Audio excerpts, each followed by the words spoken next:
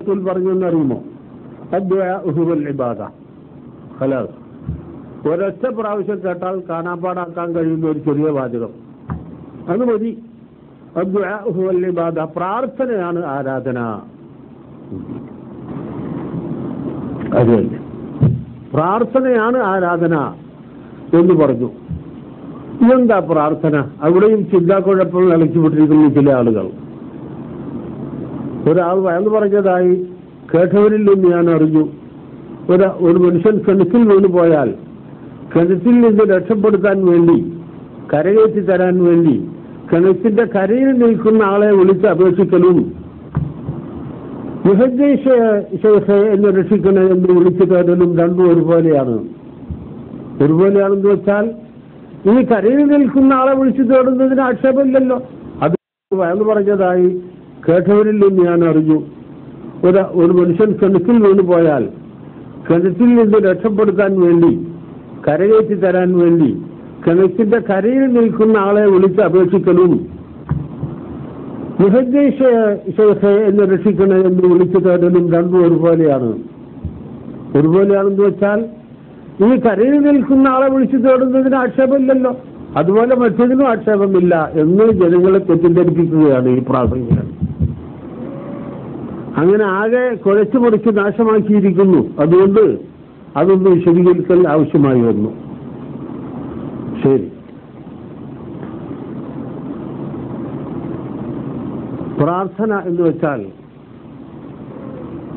എല്ലാവിധ അപേക്ഷകൾക്കും പ്രാർത്ഥന എന്ന് നമ്മൾ പറയലില്ലല്ലോ. ഈ പച്ചപരമാർത്ഥത്തിൽ നേർക്കുനേരെ ചിന്തിച്ചാൽ മനസ്സിലാക്കാവുന്നതേ ഉള്ളൂ ആ കാര്യം. നമ്മളൊരു രോഗിയെ ആശുപത്രിയിൽ കൊണ്ടുവന്നിട്ട് അവിടെ വേണ്ടപ്പെട്ടവരോട് പറയുകയാണ്, ഇതാ ഞങ്ങളുടെ ഈ രോഗിയെ ഇവിടെ കിടത്തി ചികിത്സിച്ച് തരണമേ എന്ന് ഞങ്ങൾ അപേക്ഷിക്കുന്നു എന്ന് പറയും. ഞങ്ങൾ പ്രാർത്ഥിക്കുന്നു എന്ന് ആരെങ്കിലും പറയലുണ്ടോ? ഇല്ല, പറയലില്ല. അപേക്ഷിക്കാന്ന് പറയും. അതുപോലെ നമ്മളുടെ ഒരു കുട്ടിയെ കോളേജിൽ ചേർത്ത് പഠിപ്പിക്കാൻ വേണ്ടി ചെന്നിട്ട് പ്രിൻസിപ്പാളോടും മറ്റ് വേണ്ടപ്പെട്ടവരോടും ഞങ്ങളുടെ കുട്ടിക്ക് ഇവിടെ അഡ്മിഷൻ കൊടുക്കണമേ എന്ന് ഞങ്ങൾ അപേക്ഷിക്കുന്നു എന്നല്ലാതെ പ്രാർത്ഥിക്കുന്നു എന്ന് ആരെങ്കിലും പറയലുണ്ടോ? അത് എന്റെ കാര്യം. അപ്പൊ പ്രാർത്ഥന എന്നുള്ളത് ഒരു പ്രത്യേക തരത്തിലുള്ള അപേക്ഷയാണ്. എല്ലാ അപേക്ഷക്കും പ്രാർത്ഥന എന്ന് പറയുകയില്ല. എന്ത് അടിസ്ഥാനമാണ്, അതിന്റെ അടിസ്ഥാനം എന്തെന്നുള്ളത് മനസ്സിലായാൽ കാര്യം ക്ലിയറായി. ഞാൻ ഉദാഹരണം പറയാം. ശക്തിയായി കാഴ്ചടിച്ചിട്ട് നമ്മളെ വീട്ടിന്റെ മുറ്റത്തുള്ള ഒരു തെങ്ങ് വീട്ടിന്റെ നേരെ ചാഞ്ചി വരികയാണ്. അതിനോട് പറഞ്ഞു വീണാൽ വീട് തകരും, വമ്പിച്ച നാശനഷ്ടങ്ങൾ ഉണ്ടാകും. ഈ ഘട്ടത്തിൽ ഒരു മുട്ടുകൊടുത്ത് തെങ്ങ് താങ്ങി നിർത്താനും കഴിയുന്നില്ല, കമ്പി വലിച്ചു കെട്ടാനും കഴിയുന്നില്ല. എങ്ങനെയെങ്കിലും അപകടം കൂടാതെ രക്ഷപ്പെടണമെന്നുള്ള ആശ ശക്തിയായി മനസ്സിൽ ഉണ്ട്. ഒരു വഴിയും കാണുന്നില്ല. ഇതിന് ഭൗതികമായിട്ടുള്ള യാതൊരു മാർഗവും അവിടെ ഇല്ല. ആ സമയത്ത് മനസ്സിൽ നിന്നൊരു ആഗ്രഹം ഇളകി വശമാവില്ല മനുഷ്യർക്ക് അതുണ്ടാവും. പോത്തിനും പൂരിക്കോളും ഉണ്ടാവില്ല. മനുഷ്യ മുട്ടുകൊടുത്ത് തെങ്ങ് താങ്ങി നിർത്താനും കഴിയുന്നില്ല, കമ്പി വലിച്ചു കെട്ടാനും കഴിയുന്നില്ല. എങ്ങനെയെങ്കിലും അപകടം കൂടാതെ രക്ഷപ്പെടണമെന്നുള്ള ആശ ശക്തിയായി മനസ്സിൽ ഉണ്ട്.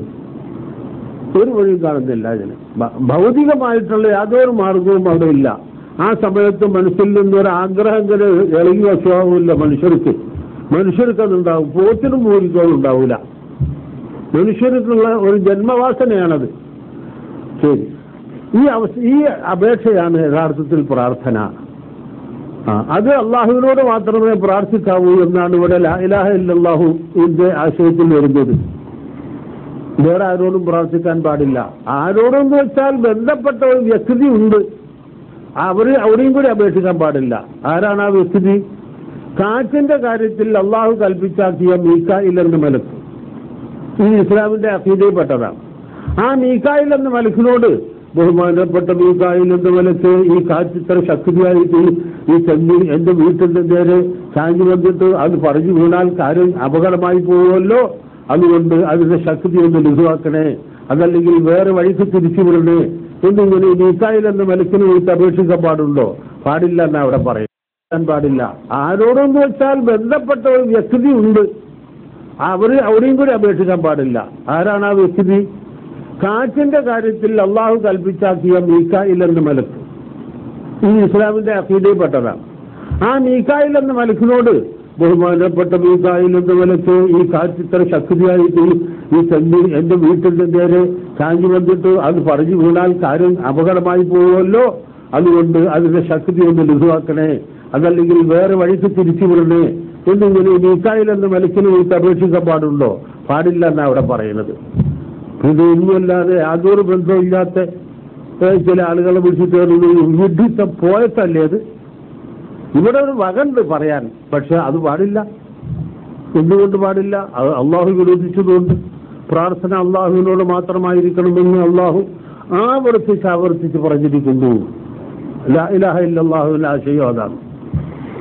അപ്പോൾ ഈ അപേക്ഷ ഉണ്ടല്ലോ, ഈ അപേക്ഷ അള്ളാഹുവിന്റെ മുമ്പിൽ സമർപ്പിക്കും. എന്തുകൊണ്ട് പാടില്ല? അത് അള്ളാഹു വിരോധിച്ചതുകൊണ്ട്. പ്രാർത്ഥന അള്ളാഹുവിനോട് മാത്രമായിരിക്കണമെന്ന് അള്ളാഹു ആവർത്തിച്ച് പറഞ്ഞിരിക്കുന്നു. ലാ ഇലാഹ ഇല്ലല്ലാഹുവിന്റെ ആശയം അതാണ്. അപ്പോൾ ഈ അപേക്ഷ ഇവിടെ ഒരു വകണ്ട് പറയാൻ, പക്ഷെ അത് പാടില്ല. എന്തുകൊണ്ട് പാടില്ല? അത് അള്ളാഹു വിരോധിച്ചതുകൊണ്ട്. പ്രാർത്ഥന അള്ളാഹുവിനോട് മാത്രമായിരിക്കണമെന്ന് അള്ളാഹു ആവർത്തിച്ച് പറഞ്ഞിരിക്കുന്നു. ലാ ഇലാഹ ഇല്ലല്ലാഹുവിന്റെ ആശയം അതാണ്. അപ്പോൾ ഈ അപേക്ഷ ഉണ്ടല്ലോ, ഈ അപേക്ഷ അള്ളാഹുവിന്റെ മുമ്പിൽ സമർപ്പിക്കാൻ എന്താ മാർഗം? കത്തയക്കാൻ കഴിയൂല. അള്ളാഹുവിന്റെ മേൽവിലാസത്തിലൂടെ കത്തയക്കാൻ പറ്റൂല, ഫോൺ ചെയ്യാൻ പറ്റൂല, ടെക്സ്റ്റ് അടിക്കാനും പറ്റൂല, ഫാക്സും പറ്റൂല, ഒന്നും നടക്കൂല. പിന്നെ എന്താ പണി? നോക്കിയിട്ട് കാണുന്നില്ല. ഭൗതികമായ ദൃശ്യമായ മാർഗം ഇല്ല. അള്ളാഹുവിന്റെ മേൽവിലാസത്തിലൂടെ കത്തയക്കാൻ പറ്റൂല, ഫോൺ ചെയ്യാൻ പറ്റൂല, ടെക്സ്റ്റ് അടിക്കാനും പറ്റൂല, ഫാക്സും പറ്റൂല, ഒന്നും നടക്കൂല. പിന്നെ എന്താ പണി? നോക്കിയിട്ട് കാണുന്നില്ല. ഭൗതികമായ ദൃശ്യമായ മാർഗം ഇല്ല. എങ്കിലും നമ്മൾ മനസ്സിൽ കരുതിയത് പോലും അവ അറിയുകയും വേണ്ടത് ചെയ്യുകയും ചെയ്യുന്ന സ്വഭാവക്കാരനാണ് അള്ളാഹു. ആ നിലക്ക് അപേക്ഷ എന്ന് പറയില്ലേ. അപ്പോൾ ഈ അപേക്ഷ സമർപ്പിക്കാൻ ദൃശ്യവും ഭൗതികവുമായ മാർഗമില്ല, അഭൗതികവും അദൃശ്യവുമാണ്. ഇല്ലേ? അപ്പോൾ ഈ അപേക്ഷ സമർപ്പിക്കാൻ ദൃശ്യവും ഭൗതികവുമായ മാർഗമില്ല, അഭൗതികവും അദൃശ്യവുമാണ്.